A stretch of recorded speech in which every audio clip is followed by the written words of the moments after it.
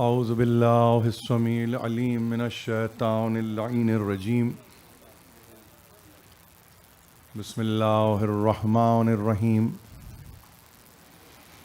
الحمد للہ الذی ہدانا لہذا وما كنا لنہتدی لولا ان ہدانا اللہ لقد جاءت رسل ربنا بالحق والصلاة والسلام على النبي الأمي الخاتم لما سبق والفاتح لمن غلق المعلن الحق بالحق أبي القاسم محمد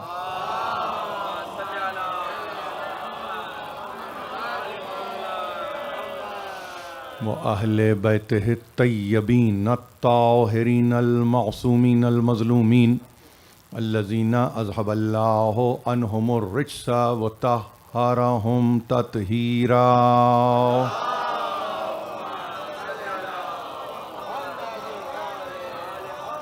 أما بعد فقد قال الله سبحانه وتعالى في محكم كتابه الحكيم لقد نصر الله ببدر وأنتم أذلة فاتقوا اللہ لعلکم تشکرون. صلوات.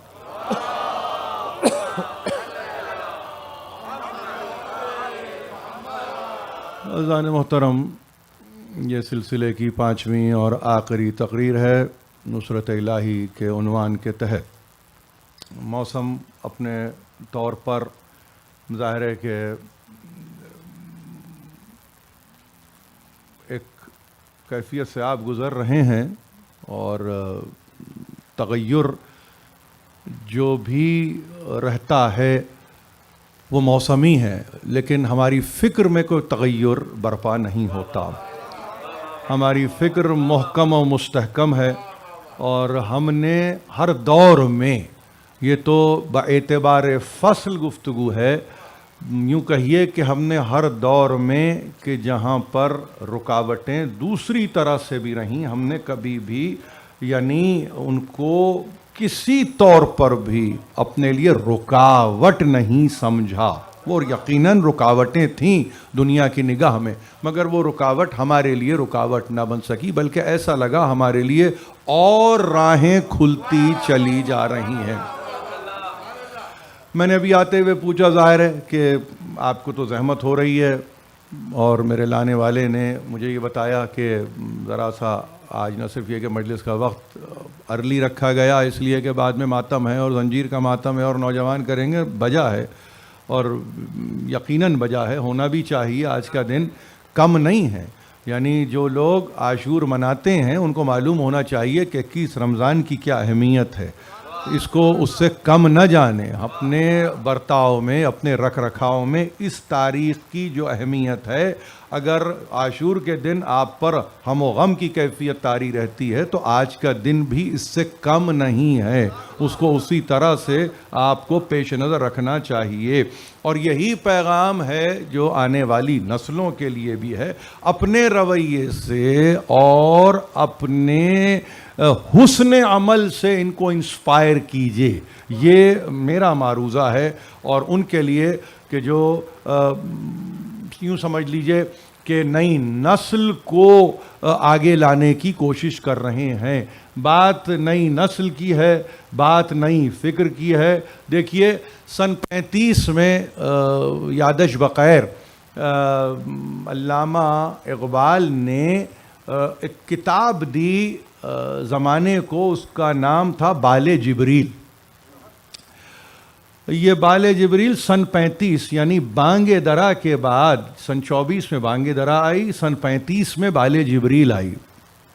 اور آپ حیران ہوں گے کہ بڑے بڑے مشاہیر نے کہا ہے کہ اقبال کے پوئٹک ایکسپریشن کا کمال ہے بال جبریل. اردو زبان میں، ظاہر ہے فارسی تو بہرحال آپ سنتے ہی ہیں.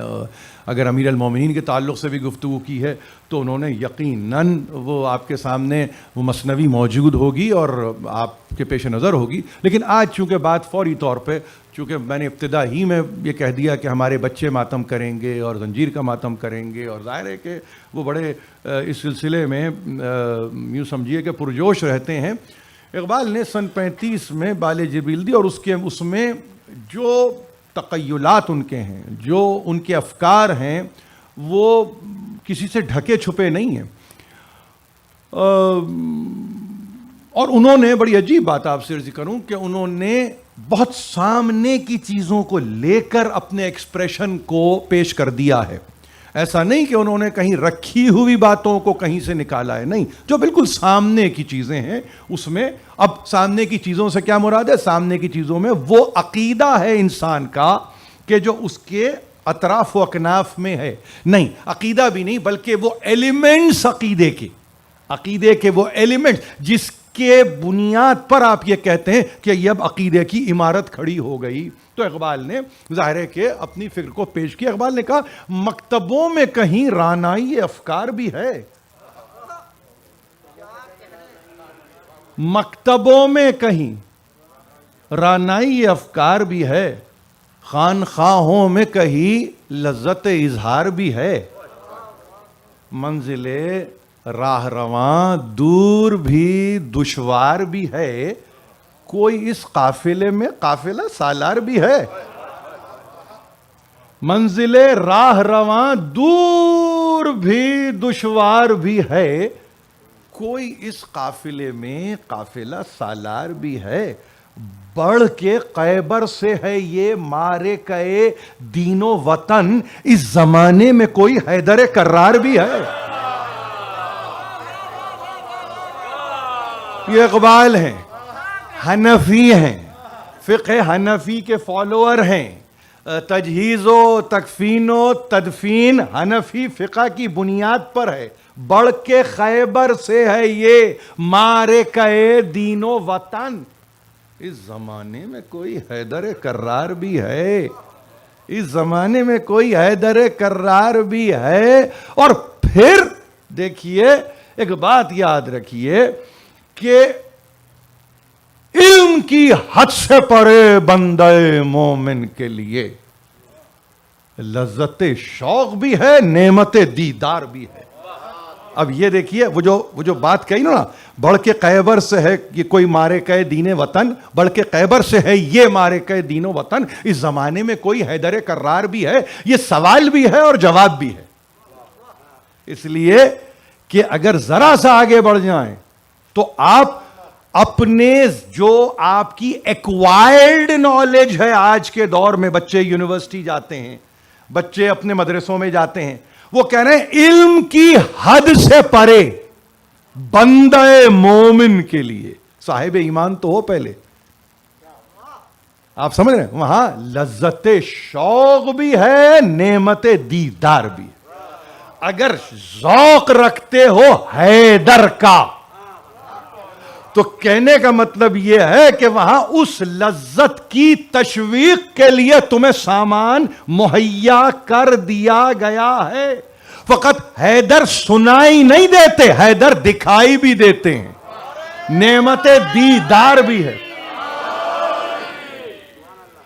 اور پھر کہ علامہ اقبال کی فکر کو بہرحال سمجھنے کی ضرورت ہے۔ اب ٹرانسلیشن بھی کیا، مگر ٹرانسلیشن میں مصیبت یہ ہوئی کہ جہاں حیدر کا نام آیا تو وہاں انگریزی ٹرانسلیشن کرنے والوں نے یعنی پورے ورس سے نام ہی نکال کے رکھ دیا، یعنی انہوں نے نام کو نکالا۔ نام کس کو کہتے ہیں؟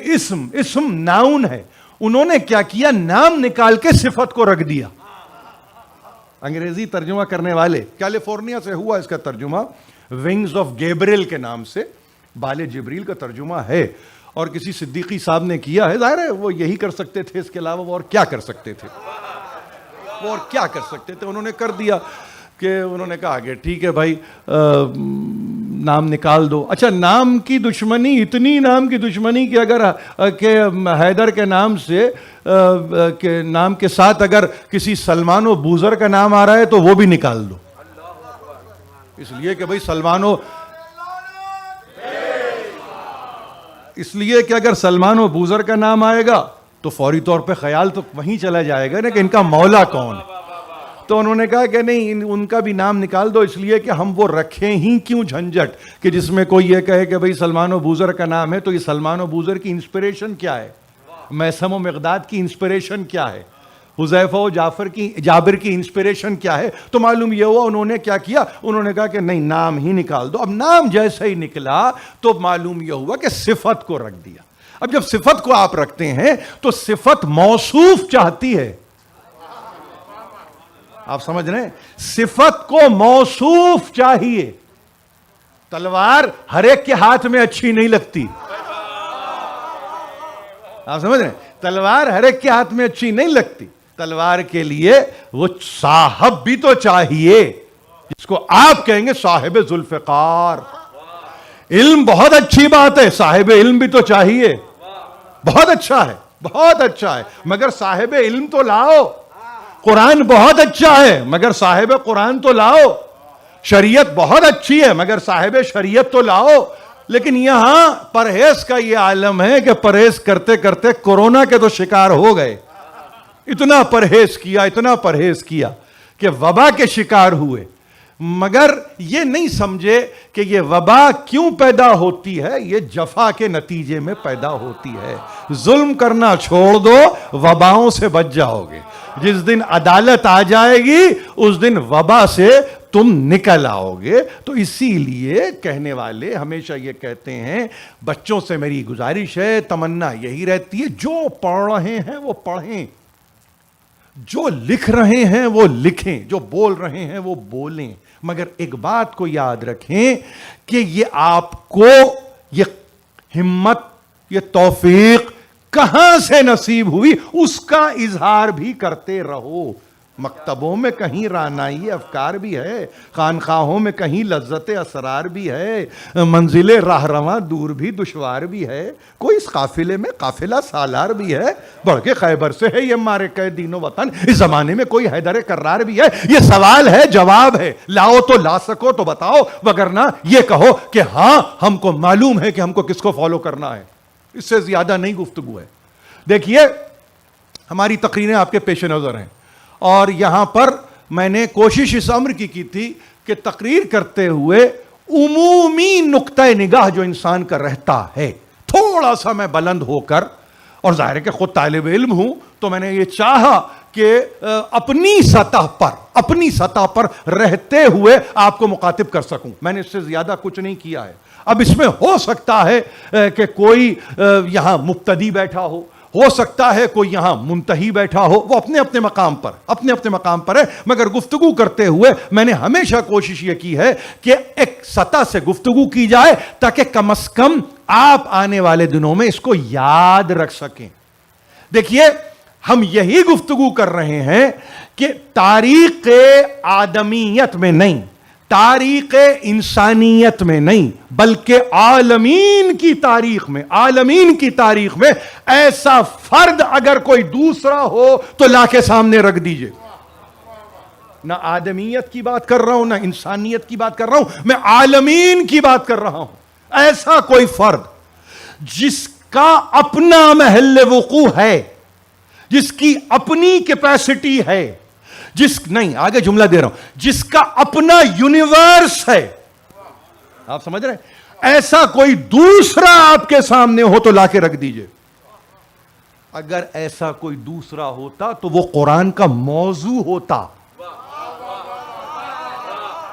آپ سمجھ رہے ہیں, ایسا اگر کوئی ہوتا تو وہ قرآن کا موضوع ہوتا. لقد نصرکم اللہ ببدر وانتم اذلۃ, تم کو اللہ نے بدر کے دن نصرت سے ہمکنار کیا, جبکہ تمہاری کیفیت یہ تھی کہ تم انتہائی کمزور تھے.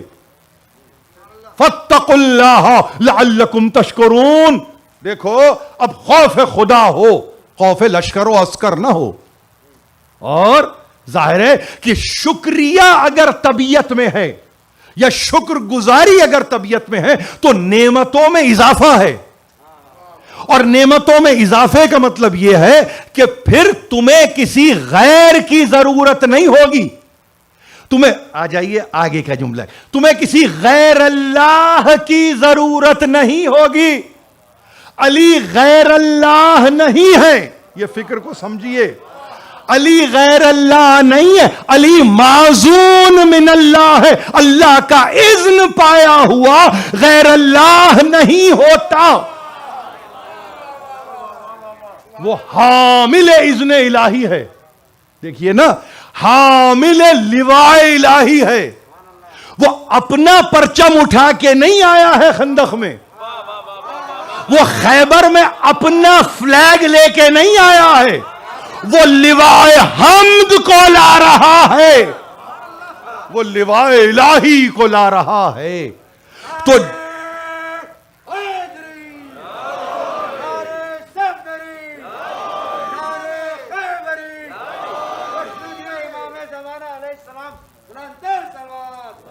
اور قرآن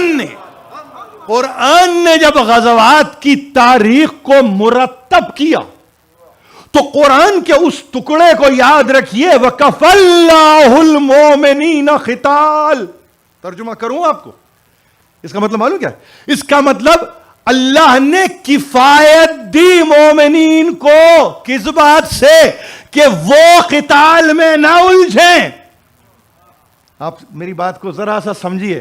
وَكَفَى اللَّهُ الْمُؤْمِنِينَ قِتَالَ, اللہ نے ان پر سے قتل کی, قتال کی ذمہ داری کو اٹھا لیا. ان کے حوالے نہیں رکھا قتال کو. کتنا ہمارے پاس سینسٹیو موضوع ہے یہ آپ کو معلوم ہے.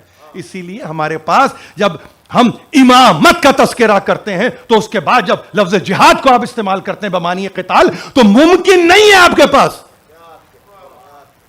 کفى اللہ المؤمنین قتال, ان کو کفایت دے دی. یعنی اس کا مطلب یہ کہ تم کو کچھ کرنے کی ضرورت نہیں ہے, ہمارا نمائندہ ہے کرنے کے لیے.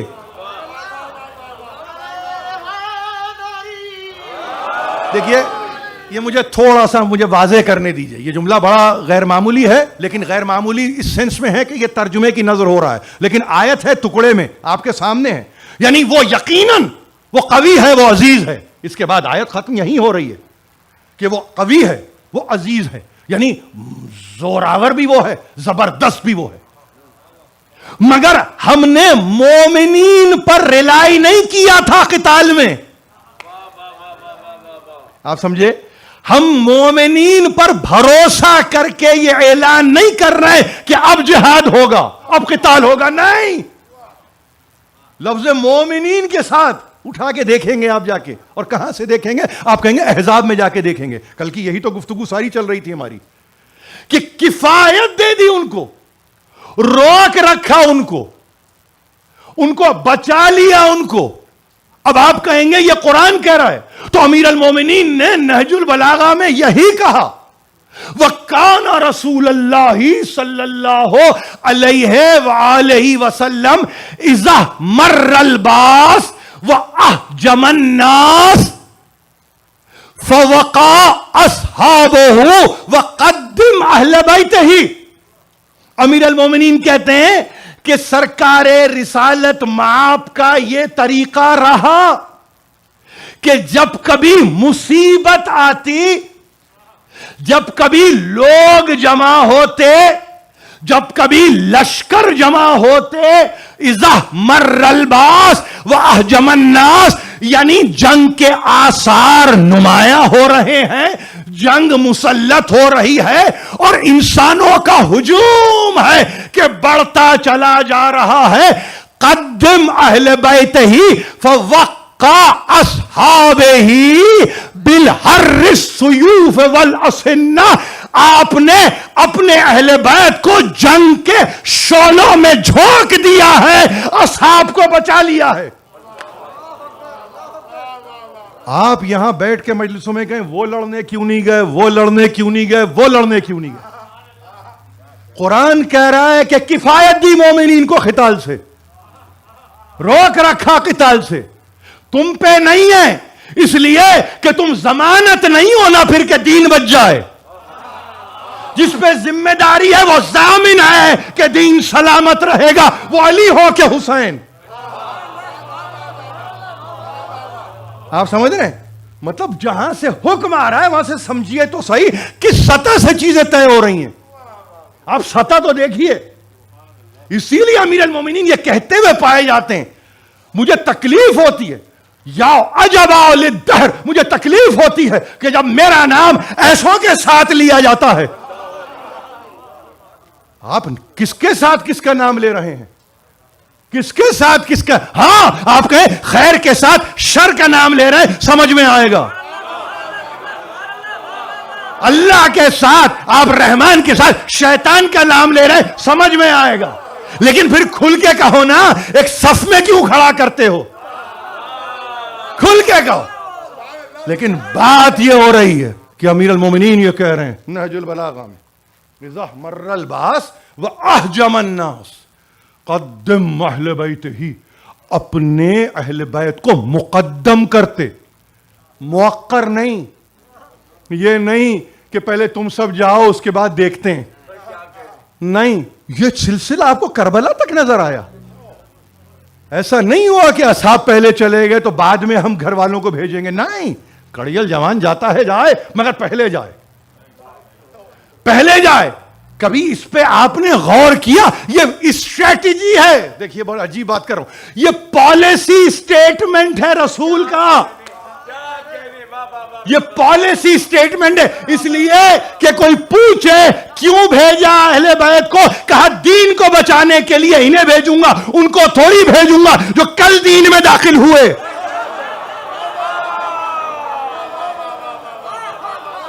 معاملہ اپنے نفس کا تو نہیں ہے، معاملہ اپنی بقا کا تو نہیں ہے، معاملہ اپنی ایگزسٹنس کا تو نہیں ہے، معاملہ کسی سیلف پرائیڈ کا تو نہیں ہے. ارے بھائی بات سیلف لیسنس کی ہے. یہ بے خودی کی منزلیں ہیں بقول اقبال. آپ سمجھ رہے؟ سیلف لیسنس، فنا ہو جانا ہے. کس کو؟ صحابی کو نہیں، میرے گھر والوں کو. قدم اہل بیتی فوقع اصحابہ، اور پھر حرر السیوف والاسنہ، بچا لیا، تلواروں کی زد سے بچایا، تیروں کی باڑ سے بچایا، بچا لیا. مگر پہلے بھیج دیا، پہلے بھیج دیا، دشمن کے سامنے پہلے بھیج دیا، کہا تم جاؤ. آپ نے کسی غزوے میں نہیں سنا ہوگا کہ جہاں علی سے پہلے کوئی گیا ہو. بہت عجیب جملہ ہے لیکن اس کے ساتھ ہی فوراً کہہ رہا ہوں، فوراً دماغ میں خیبر آیا ہوگا آپ کے، مگر خیبر بھی اس لیے کہ آشوب چشم میں گرفتار تھے، اور وہاں بھیجنے سے زیادہ خود ساغتا، خود پرداختہ. وہ یہ سمجھ رہے تھے کہ شاید ہم کچھ کر دکھائیں گے، مگر پلٹتے ہوئے پلاٹون نے یہ کہا کہ اتنا تیز ہم نے اپنے آپ کو بھاگتا ہوا تو نہ پایا جتنا تیز یہ کمانڈر ہم سے پہلے بھاگ گیا. یہ تاریخ ہے، یہ خیبر کی تاریخ ہے، یہ خیبر کی تاریخ. ایک مارے کا ایسا، ایک مارے کا ایسا. اور دوسرا اگر آپ کہیں کہ تبوک، تو وہاں پر بھی چھوڑتے چھوڑتے یہ کہہ رہے ہیں کیا تم اس بات پہ راضی نہیں ہو علی؟ انت منی بمنزلت ہارون من موسیٰ، جیسے موسیٰ گئے ہیں چھوڑ کے پیچھے ہارون کو، یہ کم سے کم منزلت کی منزل علی کی.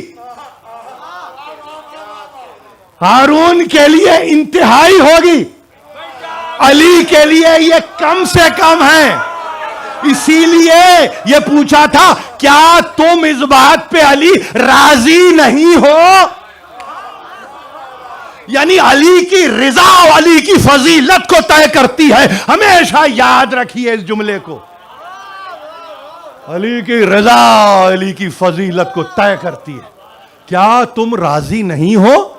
انت منی بے منزلت ہارون من موسیٰ الا انہ لا نبی بعدی. ہاں میرے بعد کوئی نبی نہیں آئے گا مگر کیا تم اس پہ راضی نہیں ہو؟ آنکھوں میں آنسو آئے تھے امیر المومنین کے. کیوں؟ اس لیے کہ کبھی پیچھے نہیں پایا مگر یہ بتایا کہ دیکھو روک رہا ہوں تو یہ فضیلت ہے, روکنے پہ یہ فضیلت ہے. کسی کو یہ مقام ملا ہی نہیں, اس لیے روکتے تو ان کو نہ کہ جو حکم کے تابع ہوتے, جو نکل بھاگ گئے, جو بھاگ پڑے, جو چلے جائیں. وہاں روکنے کا کیا سوال ہے؟ وہاں روکنے کا کیا سوال ہے؟ تو آپ نے صرف اتنا کہا کہ خیبر.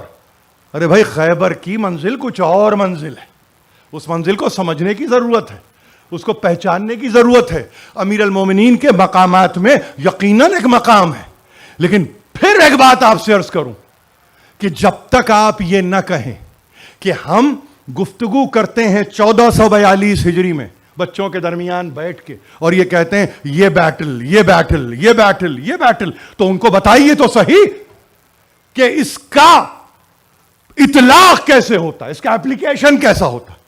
فرماتے ہیں تزول الجبال ولا تزل.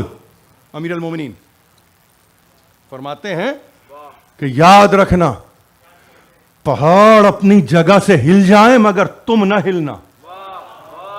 کل تو آپ نے سنگل کامبیٹ کی گفتگو سنی تھی, کامبیٹنٹ کو تو سنو کہ علی کیا کہتے ہیں کہ جنگجو کون ہوتا ہے, لڑنے والا کون ہوتا ہے, آمادہ قتال کون ہوتا ہے. پہلا جملہ محمد ابن حنفیہ کو بتایا کہاں پر؟ جمل کے میدان میں جب رایت کو دیا ہے. 36 ہجری 5 ہجری کے خندق کے فاتح نے 30 برس کے بعد اپنے بیٹے کو جب رایت دیا ہے, اور پہلا جملہ ہے, پہلا جملہ تزول الجبال ولا تزل. بیٹے پہاڑ ہل جائیں اپنے مقام سے مگر تم اپنے مقام سے نہ ہلنا.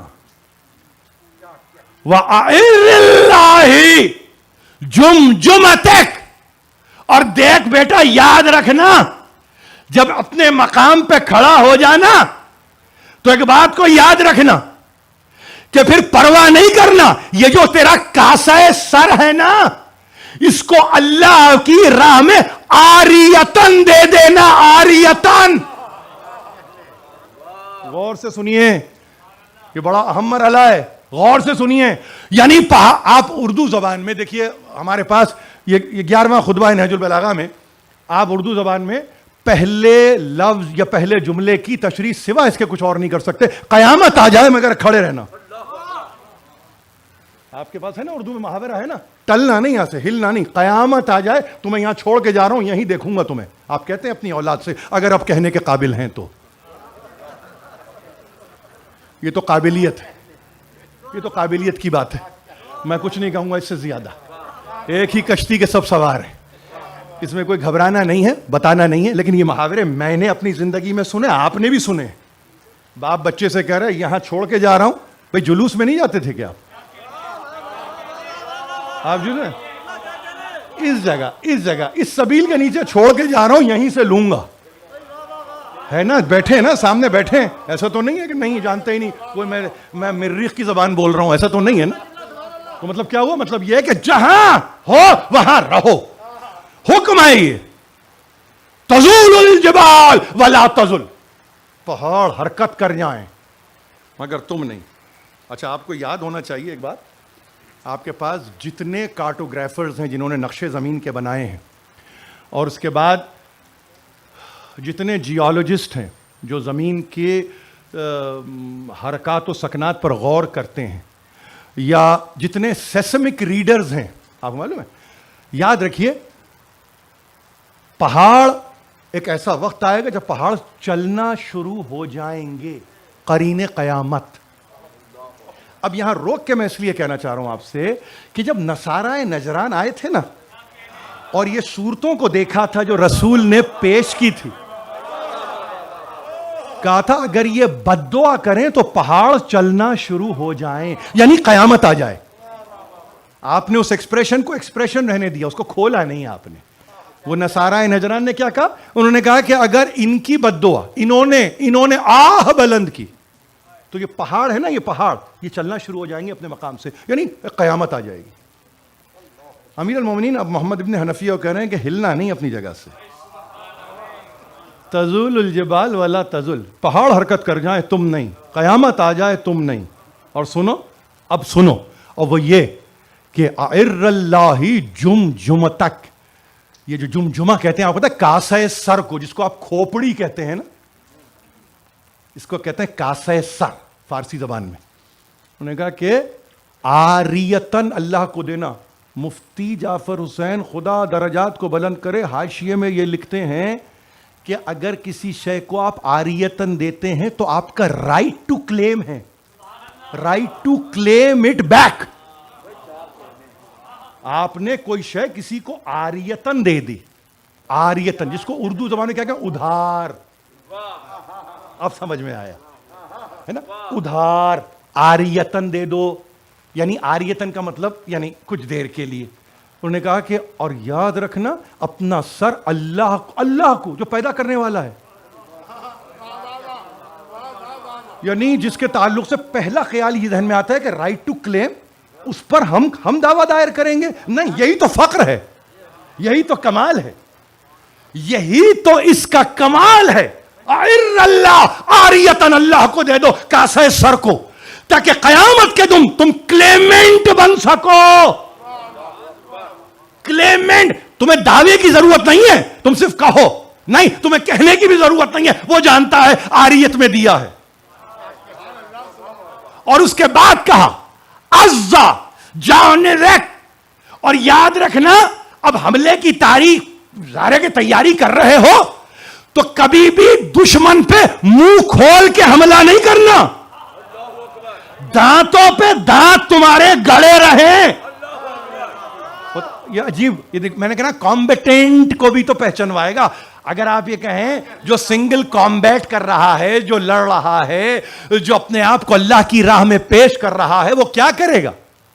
یاد رکھو وہ یہ کہہ رہا ہے کہ کبھی بھی ایسے نہیں کہ منہ کھلا ہو اور لڑائی پہ چلے گا. نہیں, دانتوں پہ دانتوں کو جما دو, اس لیے کہ اس سے حمیت میں شدت پیدا ہوتی ہے. اب یہ میں معجم المفہرس لالفاظ نہج البلاغہ سے میں نے لیا ہے اس جملے کو. اشتدت حمیہ, آپ نے دانتوں پہ جب دانتوں کو ایک دفعہ رگھ دیا اور ایک دبا دیا آپ نے ایک دفعہ, تو معلوم یہ ہوا, کیا ہوا, آپ کی حمیت میں شدت آئی. حمیت کچھ نہیں ہے سوا غیرت کے, حمیت کچھ نہیں ہے سوا عزت کے.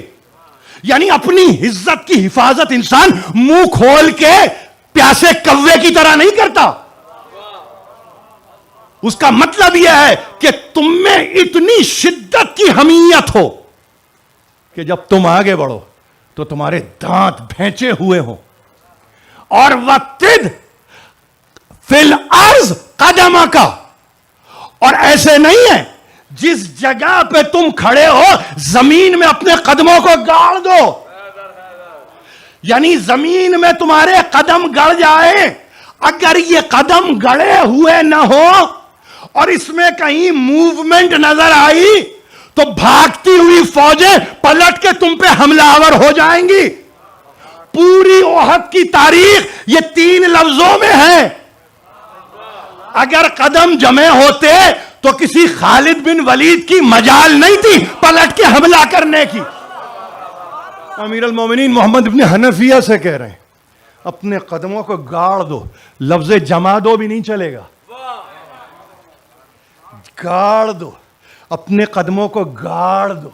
اور جب قدموں کو گاڑ دو تو ایک بات کو یاد رکھو, یاد رکھو, ارم بے بصرے کا اقصل قوم, فرماتے ہیں اب تمہارے دانتوں پہ دانت جم گئے, تمہارے قدم زمین میں گڑ گئے, تو اب تمہارا عالم یہ کہ تم کیا دیکھو, تم مقابل پہ نہیں دیکھو, آخری صف کے آخری آدمی پہ نظر رکھو. آپ تاریخ میں بدر کی تاریخ، احد کی تاریخ، خندق کی تاریخ، خیبر کی تاریخ میں آپ یہ کہتے ہیں کہ علی کے مقابلے پہ عمر ابن عبد آیا، علی کے مقابلے پہ عتبہ، شیبہ، ولید آئے، علی کے مقابلے پہ مرحب آیا. آپ سمجھ رہے ہیں مقابلے پہ علی نے انتہا پہ نظر رکھی ہوئی ہے، آخری صف میں کون ہے؟ ہمیشہ یاد رکھیے، تعلیم وہی دی جاتی ہے جس کا انسان پابند ہوتا ہے.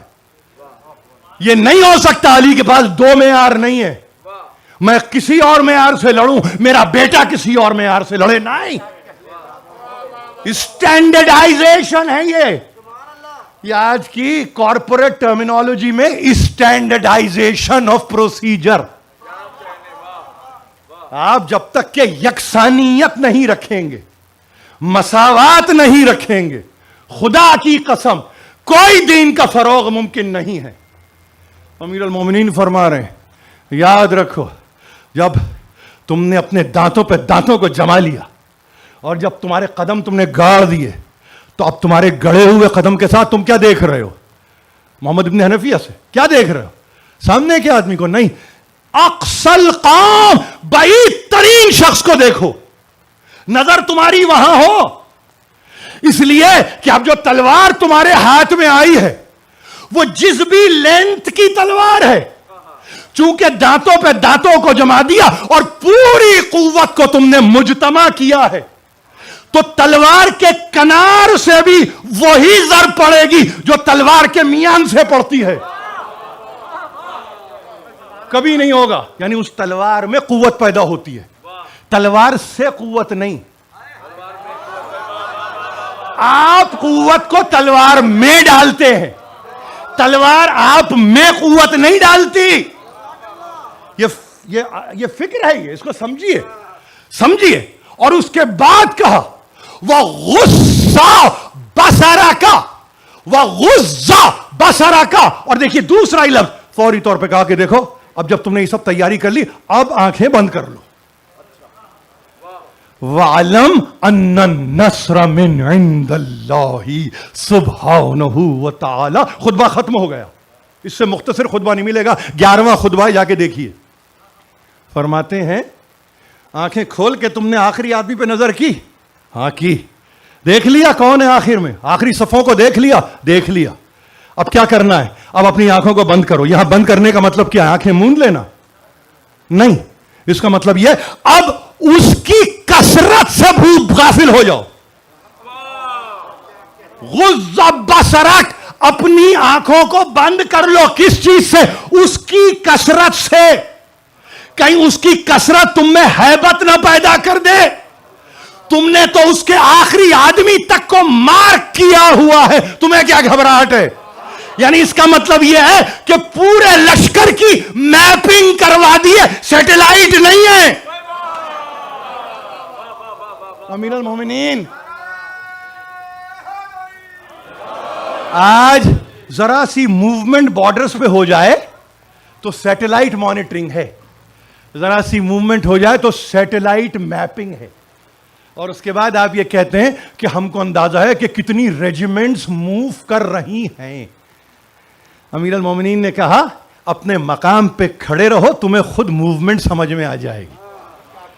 اب محمد حنفیہ کو اگر 36 ہجری میں یہ کہہ رہے ہیں تو کہیں نزدیک میں عباس بھی تو ہوں گے نا؟ کیا خیال ہے آپ کو؟ اس پورے خطبے سے کہیں آپ باہر پا رہے ہیں اہل بیت کو جنگی حکمت عملی میں، کسی جہاد کی حکمت عملی میں، کسی قتال کی حکمت عملی میں کسی کو آپ باہر پا رہے ہیں؟ نہیں. آپ کہیں کہ یہ جو 7-8 فقرے ہیں نا، اسی کو انہوں نے اپلائی کر دیا کربلا میں. Total application of Muhammad Hanafiyya sermon has been applied on to Karbala. Apply کر دیا، کسی کو کہنے کی ضرورت نہیں ہے. اور اس کے بعد کہا اب جب تم نے آنکھوں کو اپنے اس ہیبت سے، ان کی کثرت سے، ان کی کیفیت سے تم نے اپنے آپ کو الگ کیا، تو اب یاد رکھو فعلم اب علم میں ہونی چاہیے تمہیں بات، ان النصر من عند اللہ سبحانہ و تعالی. اب فتح و نصرت و غلبہ اللہ کی اندیت میں ہے تمہارے لیے. تمہیں کلیم نہیں کرنا ہے. آپ سمجھ رہے ہیں نا؟ یہ ہمارے پاس اسی لیے طریقہ نہیں ہوتا کہ یہ مدد کب آئے گی، یہ نصرت کب ہوگی، ہم تو پریشان ہیں، ہم تو حیران ہیں. اگر یہ پروسیجرل فالوئنگ ہو جائے تو اس کے بعد گارنٹی امیر المومنین دے رہے ہیں، اور وہ کہہ رہے ہیں کہ یاد رکھنا ان النصر من عند اللہ سبحانہ و تعالی. ہر ایک سے پاک و پاکیزہ و منزہ ہے اس کی ذات. نصرت اللہ کی جانب سے ہے، من عند اللہ، اللہ کی اندیت سے نصرت ہے. بس یاد رکھیے، میری تقریر کے آخری جملے ہیں، ماتم میں ہم ساتھ ہوں گے. یاد رکھیے اندیت الہی سے نصرت چلتی ہے. اور اندیت الہی کا مطلب کچھ ایسے بندگان خاص اس کی اندیت میں ہم وقت ہیں کہ جب مشکل پڑتی ہے کسی فرد پر یا کسی لشکر پر تو وہ حکم دیتا ہے ان کو جو اس کی اندیت میں ہے کہ جاؤ میرے بندے کی مدد کرو. تو علی مشکل کشا صحیح ہے، غلط نہیں ہے.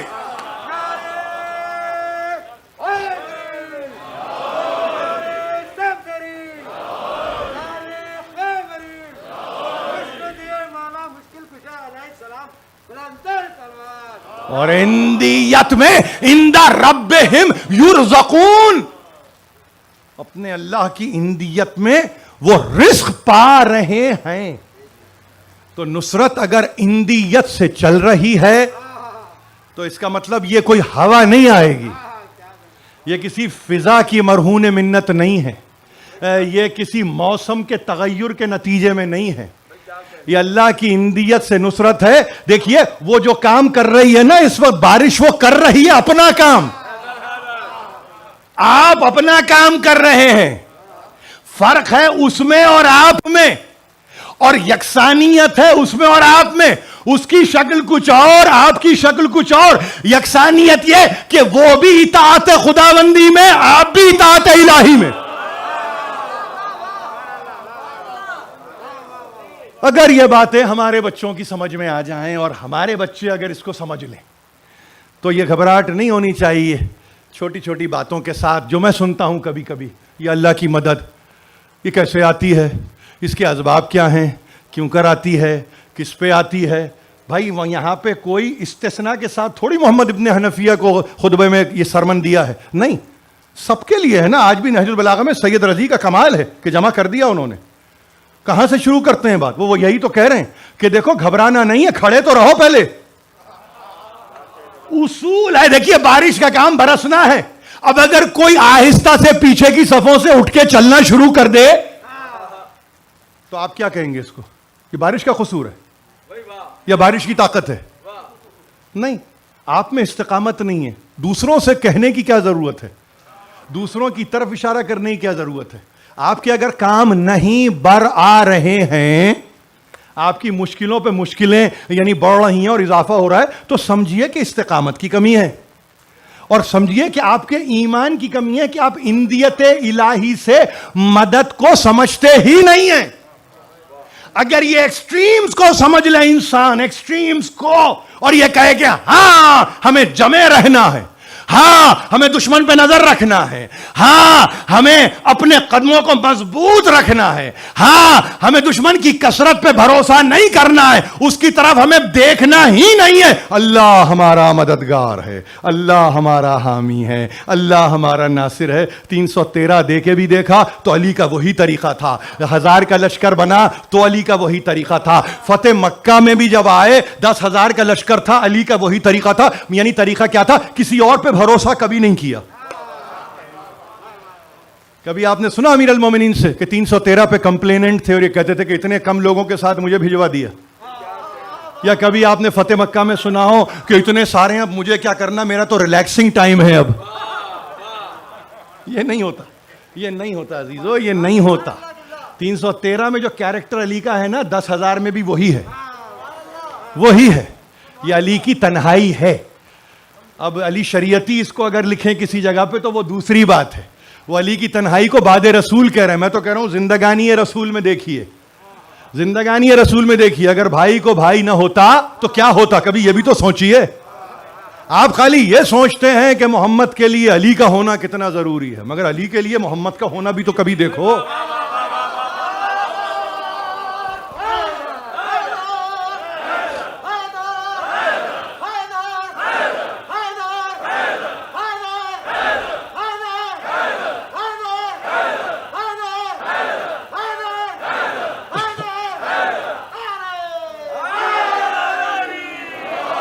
میں بڑا مجبور, میں نے اپنے آپ کو پایا ہے اس مجمع میں, کیونکہ آپ کی سماعتیں بہت بلند ہیں, بہت بلند ہیں آپ کی سماعتیں, اور آپ کی سماعتیں اتنی بلند ہیں کہ آپ نہیں معلوم کیا کچھ سننے کے عادی ہیں. میں نے تو اپنے یعنی ببضاعت جو کچھ کہ میں پیش کر سکا وہ میں نے آپ کی خدمت میں پیش کر دیا, میں نے پیش کر دیا.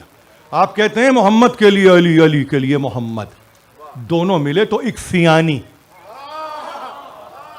اب کافی ہوئے, اب کافی ہوئے. اب جب کافی ہوئے تو پھر ظاہر ہے کہ کافی نہیں ہے, وہ وافی ہے. وہ فقط وافی نہیں ہے, وہ باقی ہے. یہ کافی کی بحث نہیں ہے, یہ وافی اور اس کے بعد باقی. تو پھر یاد رکھیے اللہ باقی ہے, والباقی. وہ اپنے مظاہر کو فانی نہیں رکھتا. ماؤنٹ ایورسٹ کو تو وہ رکھے, آپ سمجھ رہے ہیں, قراقرم رینج کو تو وہ رکھے, مگر علی کو اٹھا لے, مگر محمد کو اٹھا لے. اچھا یہ بھی ہوتا ہے, ہوتا ہوگا آپ کی دنیا میں. ہماری دنیا میں تو ہم نے چلتے پھرتے اٹھتے بیٹھتے سوتے جاگتے علی ہی کو دیکھا ہے, ہمیں کوئی نظر ہی نہیں آیا, ہمیں کوئی نظر ہی نہیں آیا. اس لیے کہ ان النصر من عند اللہ, نصرت جو ہے وہ اللہ کی اندیت سے آتی ہے. اللہ نے یہ نہیں کہا میں آتا ہوں, اندیت سے میرے آتی ہے, میری اندیت سے آتی ہے. تو ظاہر ہے کہ اگر میری مرضی سے آتی ہے, میری اندیت سے آتی ہے, تو پھر آپ کتنا اچھا لگتا ہے جب یہ کہتے ہیں پروردگار آج کے روز کو اللہم اجعل لی ھذا الیوم, پروردگار آج کے دن کو ایسا قرار دے دے مرضاتک الی دلیلا, کہ ہم تیری مرضی کو سمجھنے کے قابل ہو سکیں, تیری مرضی کو دلیل کے نتیجے میں سمجھنے کے قابل ہو سکیں. تو دلیل مرضی الہی پر کوئی اور نہیں ہے. وَمِنَ النَّاسِ مَن يَشْرِي نَفْسَهُ ابْتِغَاءَ مَرْضَاتِ اللَّهِ وَاللَّهُ رَءُوفٌ بِالْعِبَادِ. وہ مرضی ہے اس کی جو دلیل بنی ہوئی ہے, جس نے اپنے نفس کو بیچ کے اللہ کی رضا کو خرید لیا. واللہ رؤوف بالعباد, اللہ کے ایسے بندوں کے تعلق سے رافت بھی ہے, رحمت بھی ہے. وہ ان بندوں پہ رؤوف ہے, وہ رؤوف ہے, وہ رؤوف ہے. ظاہر ہے تقریر ختم ہو گئی, مگر تقریر ختم ہوتے ہوتے بس ایک بات یاد رکھیے کہ 21 رمضان کا دن آج آپ نے تمام کیا. کیا عالم ہے اس گھر کا, کیا عالم ہے اس گھرانے کا, کیا عالم ہے اس شجرہ طیبہ کا, کہ جس کا قیمتی ترین ثمر اس شجر سے اس طرح سے اتار لیا گیا کہ جس کے نتیجے میں اس کے سر کو 2 شاخہ کر دیا, سر کو 2 شاخہ کر دیا. اور پھر عالم یہ ہے, کل کی گفتگو سے مسلسل ہونا چاہتا ہوں, کہ ایک ایک کو رخصت کر رہے ہیں, ایک ایک سے ودا ہو رہے ہیں, ایک ایک کو نصیحت کر رہے ہیں, ایک ایک کو وصیت کر رہے ہیں. بچوں کو دیکھتے ہیں تو اوصیکما بتقوی اللہ کہتے ہیں. وَلِلظَّالِمِ قَسْمًا وَلِلْمَظْلُومِ عَوْنًا کی گردان ہے. بیٹو اللہ کا خوف پیش نظر رہے, اللہ کا خوف ہر حال میں رہے.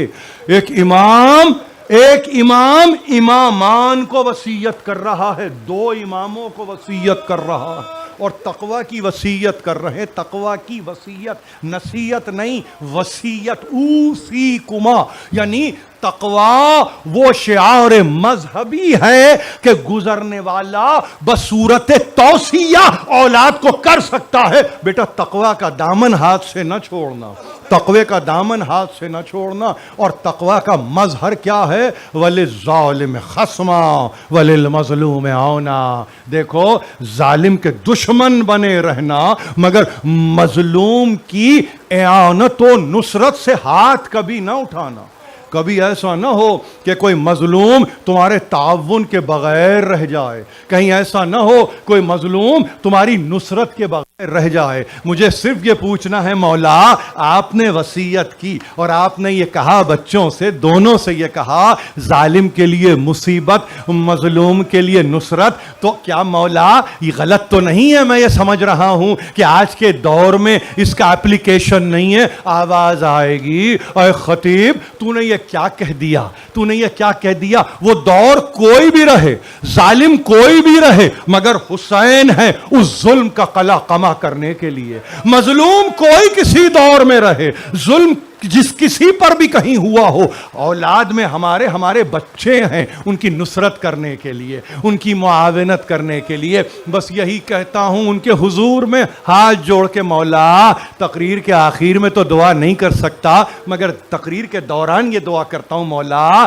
ہم مظلوم ہیں، مولا ہم مظلوم ہیں، مولا ہماری نصرت فرمائیے، ہماری مدد فرمائیے، ہماری مشکلوں کو آسان کر دیجئے. جو حاجات شرعیہ ہیں ان کو بر لائیے، جو پریشان حال ہیں ان کی پریشانیوں کو دور کر دیجئے، جن کے روٹی روزی کا مسئلہ ہے ان کے رزق کو بے پایاں اور فراواں کر دیجئے. مولا یہ دعا آپ ہی کی بارگاہ میں ہو سکتی ہے، کسی اور کی بارگاہ میں نہیں ہو سکتی. وقت گزرتا، ساعت کے بعد ساعت گزر رہا ہے اور کیفیت یہ ہے کہ طبیب مسلسل دیکھ رہا ہے کہ عالم اب یہ ہے کہ پیروں میں ورم آنا شروع ہو گیا ہے، پیروں میں ورم آنا شروع ہوا. لکھنے والے، تاریخ کے لکھنے والوں نے لکھا ہے کہ ایک منزل ایسی بھی آئی علی کی زندگی میں، شہادت سے قبل ایک ایسی منزل بھی آئی کہ جہاں میرا امام کھڑے ہو کے عبادت نہیں کر سکا، بیٹھ کے نمازوں کو ادا کیا، بیٹھ کے. کس منزل پہ؟ جب آپ نے خیبر کو فتح کر لیا. کس منزل پہ؟ جب آپ نے صفین و جمل و نہروان کو فتح کر لیا. فاتح بدر و حنین کہتے ہیں نا. ایک مرتبہ دیکھنے والوں نے دیکھا کہ اب اپنے مقام پہ بیٹھ کے عبادت ہو رہی ہے. عبادت سے علی غافل نہیں ہو سکتا، عبادت سے علی غافل نہیں ہو سکتا. یاد رکھنے کی بات ہے، جاتے ہوئے یہی تو کہا تھا، پروردگار تو گواہ رہنا کہ میں نے تیری عبادت میں کبھی کوتاہی نہیں کی ہے، میں نے کبھی کوتاہی نہیں کی ہے. اور پھر کہتے ہیں کہ جہاں پر اعزاء اقربا سب جمع ہیں، ایک کے بعد ایک کو رخصت کرتے گئے. کہنے لگے کہ 21ویں کی سحر آ رہی تھی. ایک مرتبہ دیکھا کہ کوئی سیدانی ہے جو بہت قریب بیٹھ کے رو رہی ہے.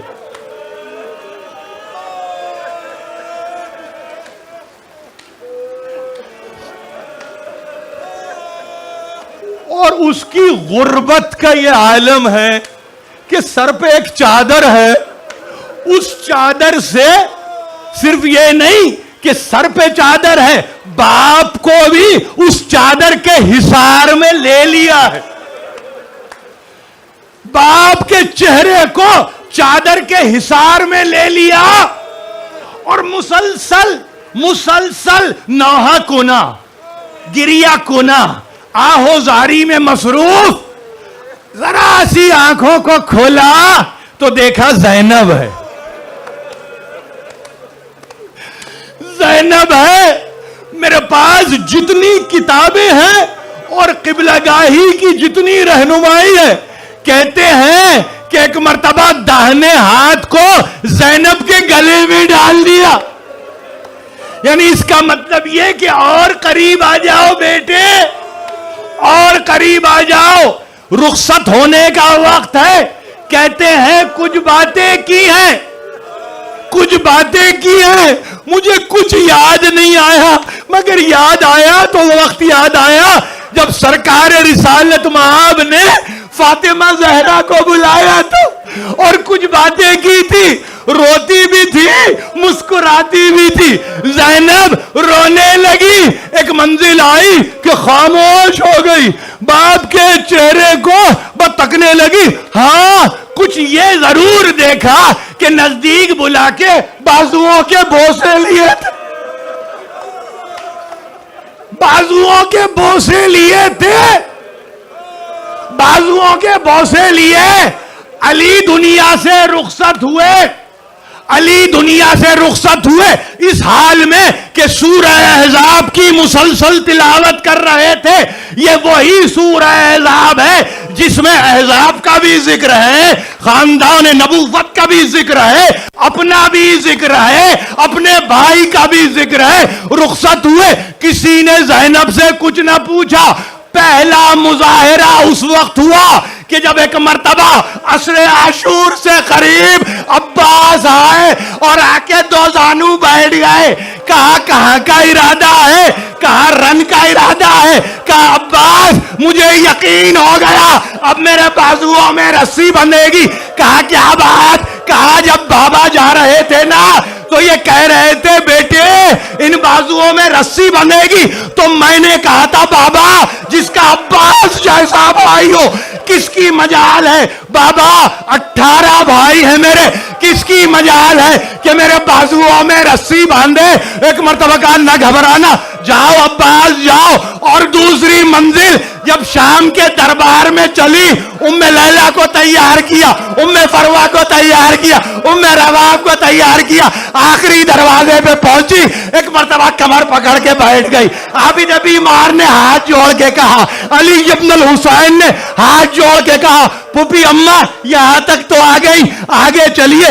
کہا بیٹے چلتی ہوں، مگر 21ویں رمضان کی صبح بابا نے کہا تھا زینب میں تجھے دربار میں لے جاؤں گا۔ آؤ بابا آ جاؤ بابا۔